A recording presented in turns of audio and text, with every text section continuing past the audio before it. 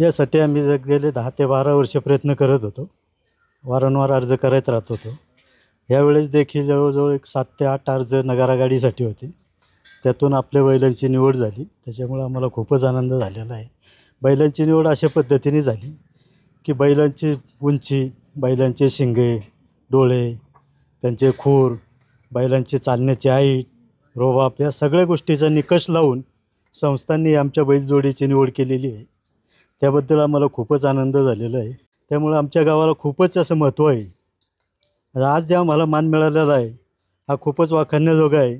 त्याबद्दल आम्हाला तो खूप आनंद झालेलाच आहे.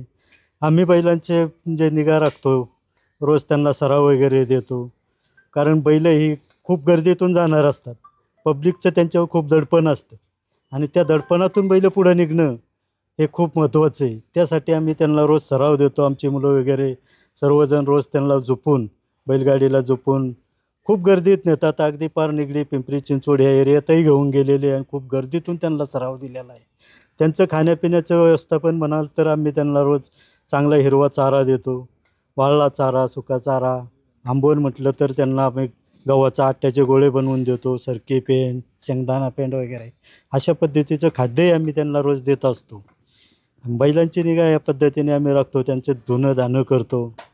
चांगल्या प्रकारे त्यांची निगा आम्ही आजपर्यंत राखलेली आहे. खरंच हा जो मान मिळाला आम्हाला, याचा खूपच आम्हाला अभिमान झालेला आहे. अशी सेवा आमच्या हातून घडो महाराजांची अशी आमची खूप इच्छा होती आणि ती आज आमची खरं एकंदरीत पाहता उदयास आले म्हणणं अवघं ठरणार नाही.